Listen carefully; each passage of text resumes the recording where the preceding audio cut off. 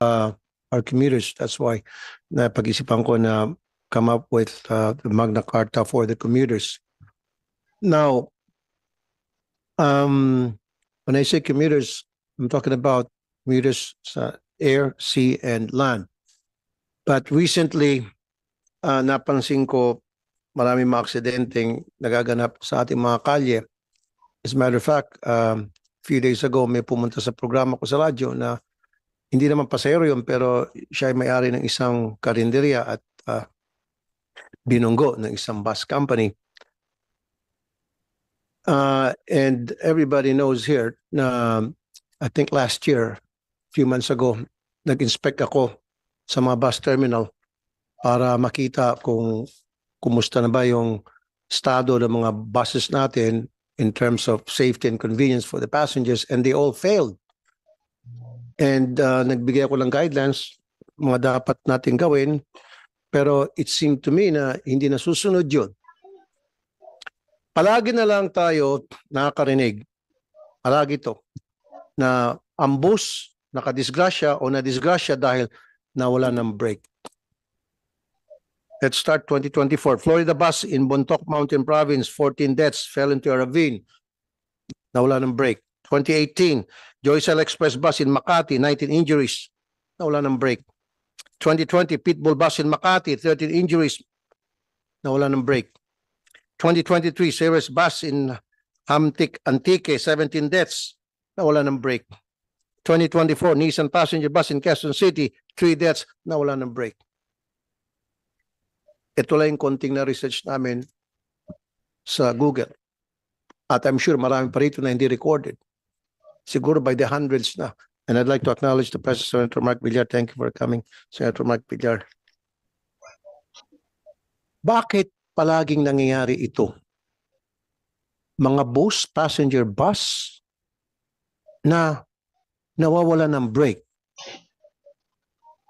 Today, let's get into the bottom of this. Ano yung pinaka-root of the problem?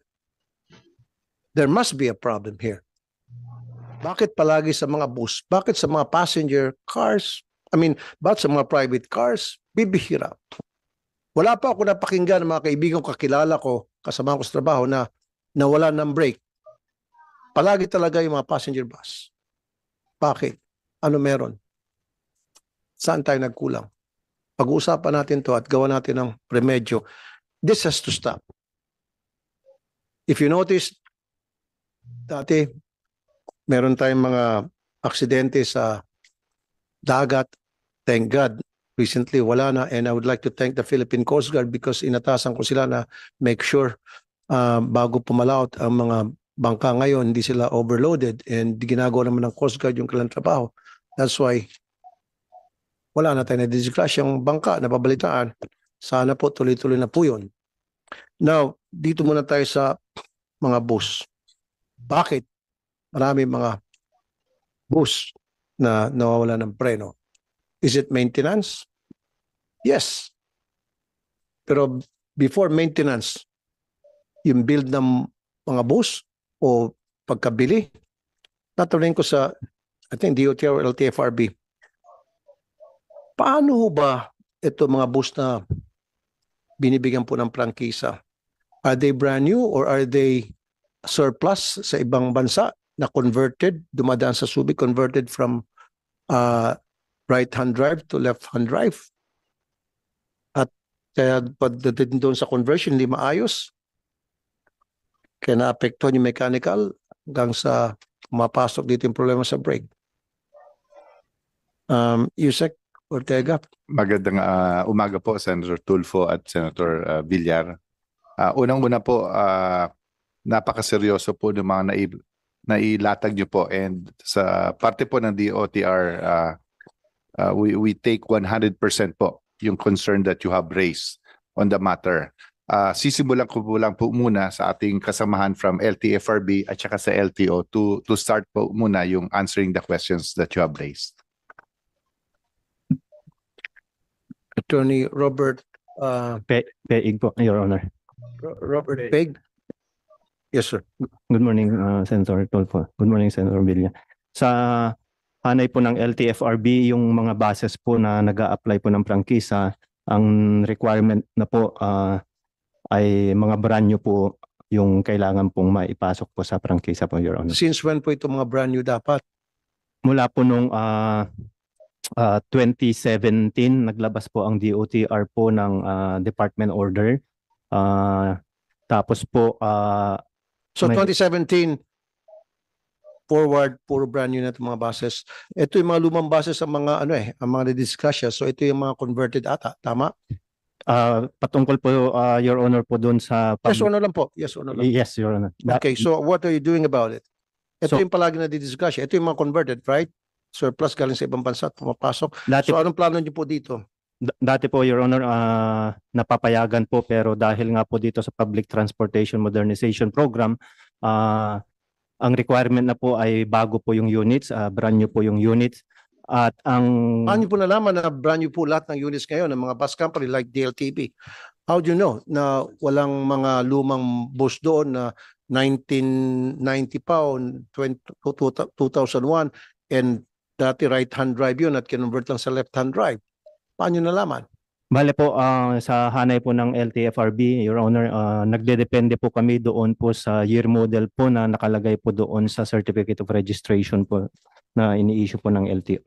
So lahat ng mga units ng mga bus nila doon sa certificate of registration nakalagay kung anong year and model. So therefore, lahat ng mga buses, public buses, special papuntang probinsya, 2017 upward sila. Are you sure walang 2015 yan? Are you sure walang 2010? Meron naman po kasi yung year model limitation po, Your Honor, ay 15 So ibig years. sabihin meron. Meron po, Your Honor. Okay, so meron pa rin mga converted dyan from right-hand drive to left-hand drive. Yes or no lang po? Sa ngayon po, Yes or no lang po? wala na po, Your Honor. No, meron. How do you account ng mga early 2000 laganap yung pagpasok ng mga buses from Japan, Taiwan, ano pa ba itong mga bansang ito, na from right-hand drive converted to left-hand drive. Yun yung mapanganib. Yun yung mga nagkukos ng accident. Kasi i-convert mo yun eh. Sometimes hindi maganda ang conversion, bumibigay yung mga brakes. Mechanical problems. These are all mechanical problems but mostly brakes. So dapat, yung mga converted na mga buses, pace out nyo na yon. Kasi human lives at stake here.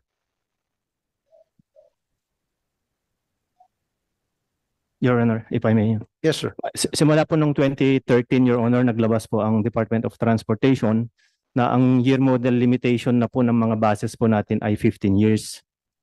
Okay. Opo. So halimbawa po kung 2013 model ka na po, hanggang 2018 na lang po yung po pwede pong marehistro ka as public utility. Sino po vehicle. nagmo-monitor nito? Time po, Your Honor, ni Meron bang strict monitoring para masunod itong binigay niyong kautusan? yes, Your Honor, meron naman po dahil yearly po may tinatawag po kaming confirmation of units kung saan po ito po yung tinatransmit po namin sa LTO na ito po ay covered pa po ng year model limitation at may kaukulang prangkisa po, Your Honor. Okay, then answer me. Kung ganun, bakit ito mga lumang bus? Hindi naman ito mga bago, mga lumang unit ng mga bus company. Palagi nagkakaroon ng mechanical problem. Ano po sa tingin yung nangyari? Ano po sa tingin yung naging problema ang dahilan? Dapat by now nakapag-imbestiga na kayo. Dapat nakapagbigay kayo ng mga recommendation, nakapag-pass na kayo ng mga memorandum order para maiwasan itong mga aksidente ito. Sunod-sunod. Every single year, meron at meron na didiscussion na boss at ang dahilan ay mechanical at nawalan ng brake. And I don't want to hear this kasi kung talagang ginagawa nyo lang po ang trabaho ninyo lahat, wala tayong mababalitaan na boss na walang brake. And I commend LTFRB and LTO na tuwing undas, full force kayo sa mga bus terminal para mag-inspect. Pero after undas, nagsisitaguan na kayo sa inyong mga lungga. So anyway, go ahead, answer the question. Sino po doon?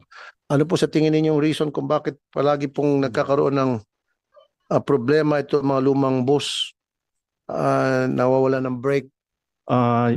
Siguro po, Your Honor, yung maintenance po, kahit po na yearly po may annual registration po ang ating mga public utility vehicles at kaukulan po doon ay mayroon pong inspection po na ginagawa po ng roadworthiness ng LTO. Nagkakaroon pa rin po. So nandun po sa issue po siguro, Your Honor. I don't think so. LTO is not doing their job. Remember, nag-inspect ako. Kasama ata kayo nun, Attorney Greg, and thank you at sumama ka. DLTV, pudpud yung gulong. Pudpud, as in pudpud. At may pako pa. Totoo yun. Nakita nyo yun eh. Kung hindi ako nag-inspect, papayagan sana bumiyahe yun. Sen Mark, pudpud yung dalawang gulong, mostly pa yung goma, at meron pang pako. Yan ba in-inspect? Tapos overloaded pa, meron pang nilagay pa talagang kahoy kasi pupunuin yung upuan, tapos yung iba lalagyan pa ng kahoy para added passenger. Sana di ba? Yan bang may inspection? Just imagine, punong-puno yan at medyo yung brake mahina na, disgrasya yan. Yan yung dahilan. So, ibig sabihin, wala tayong ginagawa inspection. Pudpud ang gulong. Ilan pa kaya yung mga provincial buses na bumibiyahe na pudpud ang gulong? Na